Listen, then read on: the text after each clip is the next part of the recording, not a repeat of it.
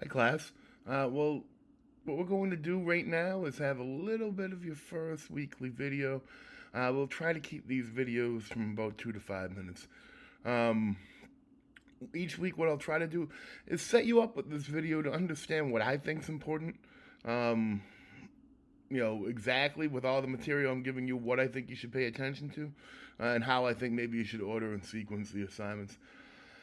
Um, so, what is week one really about? Well, I have to tell you, week one, more than anything, is really about, uh, just a basic introduction to grant proposals. And I'll tell you, I did not assign um, any textbook for this particular course. And why did I choose not to assign a textbook? Um, because I think they're mostly no good. Um, so I'm about to tell you the one secret of grant writing that you'll ever have to know. Um, Once you know this secret, you'll never have to know another thing. All of those how to write grant books, basically, mostly will go out the window for you. And here it is. Here's the giant secret. There is no secret. That's it. You just have to put in the work. The government is not trying to keep this stuff secret. Private philanthropists aren't trying to keep it secret. They want proposals. They want good quality proposals. They want more competition. They want more people applying. And they want to award good proposals. They're not trying to make it hard. Unfortunately, there are some basic stumbling blocks that people with no sort of knowledge of the you know especially financial, but accounting and tax and regulatory compliance issues don't foresee. And so we'll go through that. And you should understand that by the end of this.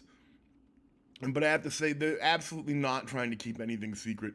And I find that most of the books, most of the textbooks, most of the videos you'll find on how to write a grant, how to win at grant proposals, how to bring in the big money, you know, they're just selling you a bill of goods, guys. That's a lot of woo there. Here's the truth about grant writing. You're going to fail. You're not going to win every grant you apply to. Nobody does. You could reincarnate Albert Einstein, and he would lose a physics grant at some point.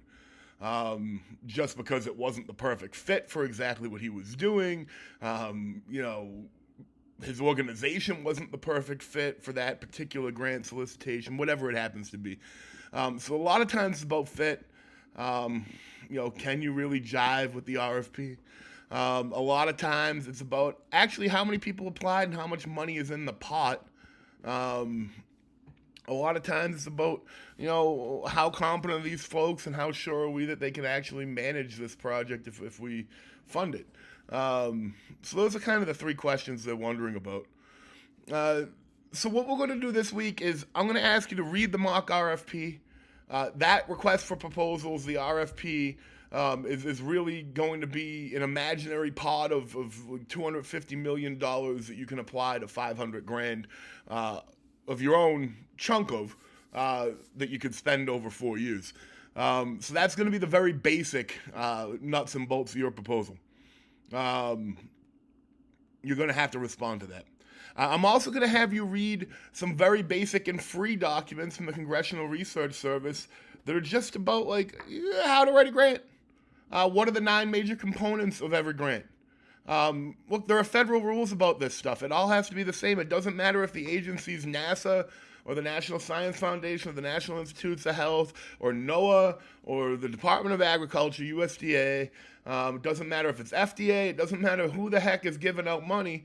There are sort of standard across the government OMB circulars, rules, components, compliance, and things like that all grants are going to come with. So the forms may shift a little bit, but a lot of it has been standardized. And so once you go through this once, you'll have a much better sense, if you've never done this before, of how the standard process goes. So I'm going to let you go. I will see you again next week. Check out the other video. It's from a really good and reputable source. Go ahead and check out the readings. Do your 2 discussion assignments, and that is it for week 1.